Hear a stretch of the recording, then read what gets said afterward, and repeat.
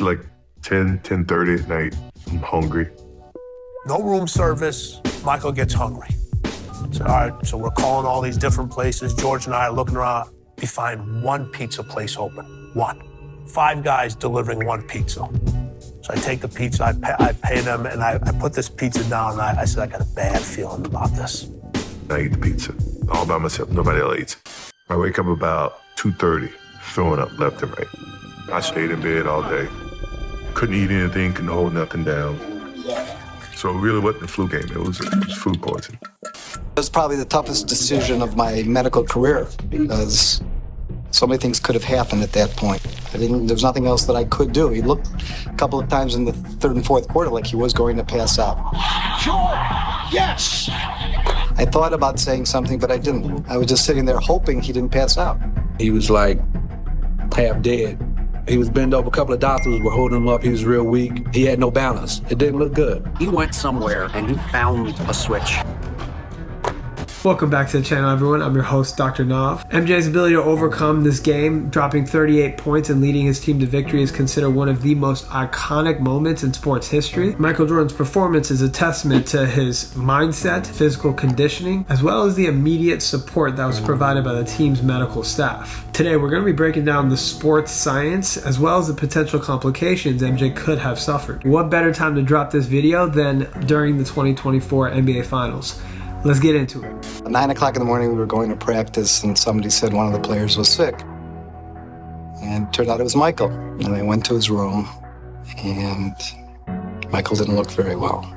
He'd been up for, 6 or 7 hours with a headache and nausea. Typically what you do here is you're going to check the blood pressure, you're going to check his heart rate. Sometimes as the blood pressure is low, that makes you worry that he's dehydrated. Also, your heart rate would be a little bit higher in this scenario. You'd want to see if he has chills or body aches along with fevers, because sometimes that's more indicative of a pathogenic infection or an infection by a bacteria or a virus. You'd want to ask if he's having diarrhea. You want to know if there's blood in the diarrhea. You want to know if it's watery or if there's pus. Sometimes you want to ask if there's eggs or worms in there if you're worried about a parasitic infection. Another thing is urine output. You want to ask Michael Jordan how much urine output he's having and what color his urine is. If he's having less urine output, you're worried about dehydration. I examined him. He wasn't dehydrated, so I gave him a couple of medications to get some rest and relax his stomach. And I told him I'd check on him after practice. When we got there in the morning to shoot around and Michael wasn't there. I mean, come on, where's Michael? Michael Jordan never misses a shoot around in the finals. So we hear the doctor say here that he examines Michael Jordan and he gives him some medication. A great physical exam modality is checking someone's tongue. If the tongue is dry, then the patient is dehydrated. Also the abdominal exam. You want to check the right upper quadrant for the liver and gallbladder. Sometimes if the liver is swollen, you think of something like hepatitis. Sometimes if the gallbladder is swollen, you worry about either a gallstone or an infection of the gallbladder. The right lower quadrant, rebound tenderness there, can be indicative of something like appendicitis. You also want to check near the stomach area, just right off to the side. That's where the spleen is. Sometimes you worry about splenomegaly, and if the spleen is enlarged, likely Michael Jordan wouldn't have been able to play in the game because you do worry about splenic rupture. Most commonly, this occurs with something like mononucleosis. In rare cases, if you have a rash with blood in the stool, maybe even blood in the urine, and a decreased urine output, you might be worried about an E. coli infection that stems from undercooked beef. For MJ, based on what his doctor was saying, his vitals were stable. Unfortunately, there were no severely abnormal findings on his exam. The couple medications that MJ likely got were antiemetics, which work on the gut and the brain to prevent vomiting. These can be administered multiple ways. It can be done through the IV, it could be done under the tongue, or you could give a pill. Sometimes you even have injectables. I went back up after practice, and he was better. He had his steak before the game, blood pressure, everything else was fine. Had a minimal headache, if at all, and he said he wanted to go and play.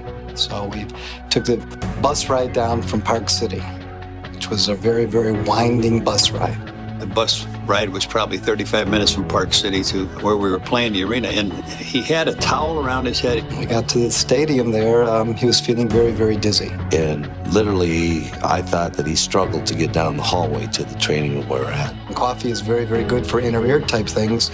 So we gave him 4, 5, 6 cups of coffee, and he felt a little better. So you hear the doctor mention that he gave MJ like 4 to 5, maybe 6 cups of coffee before the game. He also mentions that coffee is good for inner ear type things. If you're curious about what that means, he's talking about the vestibular system, which is inside your ears. This is working on the 8th cranial nerve. When your doctor looks inside your ear, this is the structure that we see, the tympanic membrane or the eardrum. Just inside there is the inner ear, which is comprised of 2 main structures. There's the semicircular canals, which deal with balance, and you have this snail-like structure, which is the cochlea, and helps us hear everything around us. These semicircular canals are set 90 degrees apart from one another, and they're fluid filled and contain these little calcium crystals that basically tell your brain which orientation it's in. For example, what position your head is currently in, whether you're laying back flat or sitting up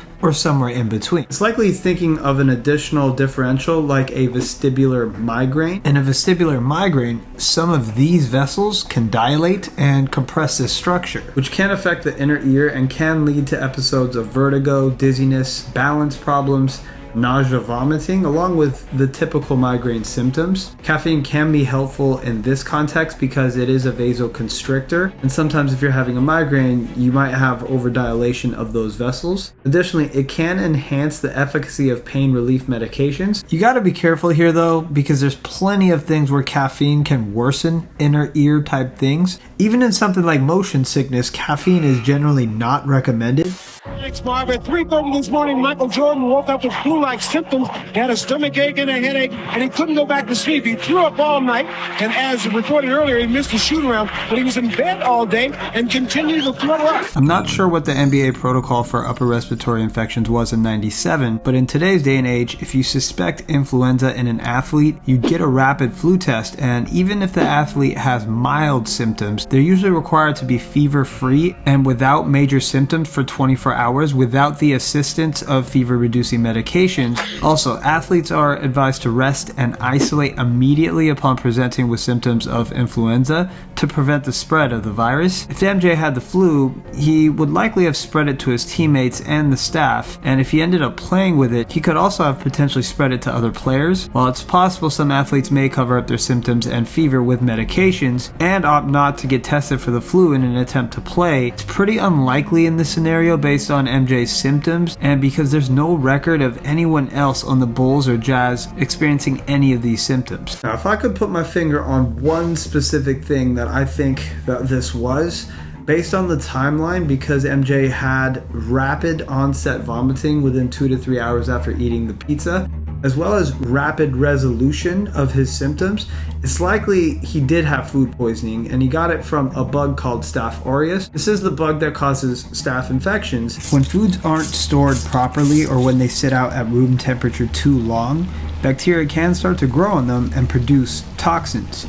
Staph in particular is notorious for growing on dairy products like cheese, cooked meat products like pepperoni or chicken, and on eggs and mayonnaise if they've sat out at room temperature for too long. These toxins can be present in dangerous amounts in foods that have no signs of spoilage or even a bad smell. So sometimes you can't even catch it, and you might eat something like that, and rapidly, within 2 to 3 hours, you're going to be vomiting, and it usually lasts around 24 hours, but then it rapidly resolves after that. It could also be possible that somebody tampered with the pizza. If that's the case, then that might have also triggered a response from MJ's gastrointestinal system. It's important to note that vomiting itself is not a bad thing. Nausea and vomiting are a defense mechanism by your body when threatening bugs enter your GI after you eat something suspicious. Communication between the gut and the brain tells your GI to start working in reverse peristalsis, causing food content to move backwards from the small intestines into the stomach. All content is ejected out of the body with an intense rhythmic contraction. The intestines stop absorbing water, so a lot of liquid is flushed out the other end as well. I thought about saying something, but I didn't. It was probably the toughest decision of my medical career because So many things could have happened at that point. That was probably the biggest concern, given the altitude and dryness of the atmosphere in Salt Lake City at that time, that he would just be well hydrated throughout. So you hear the doctor say this was maybe the toughest decision of his career, and he's definitely right. This being the NBA Finals, let's talk about all the complications that can occur. Altitude and dryness plays a role in dehydration. Salt Lake City is about 4,000 feet above sea level, so even a healthy athlete can expect to feel more dehydrated just because of that altitude. The increase in sweating and respiration basically has an athlete losing fluid a lot faster than they would somewhere near sea level, and that does burn more energy as well. You tack on something where you're having a lot of fluid loss, like vomiting and possibly diarrhea, talking about severe complications from dehydration. Things like electrolyte abnormalities that can cause heart rhythm abnormalities, sometimes life-threatening arrhythmias. You're talking about an increased cardiovascular strain, the heart having to work a lot harder if it's losing a lot of fluids. In addition to that, you have some type of bacterial or viral illness on top of it. You're also worried about something like hyperthermia or heat stroke, where sometimes if you're not getting enough fluids, you become very dehydrated, but you push yourself enough, your body can't cool itself down. We've seen what muscle cramping can do, especially if you watch the NBA Finals for a long time. We remember when LeBron James had severe cramping in Game 1 against the Spurs. Luckily, Michael Jordan played 44 minutes and he didn't cramp, but just based on the amount of fluid loss, playing at a high altitude, there's a likelihood that he could have cramped up, and sometimes that does take you out of the game. This is cramps, Mike. And another thing that's sometimes overlooked is the increased risk of injury. Sometimes the motor control from the brain to the hands and the legs. When you're exhausted as an athlete, you start losing motor control. This can lead to a higher likelihood of injury. And for team physicians, one important thing is sometimes you have to protect the athletes from themselves.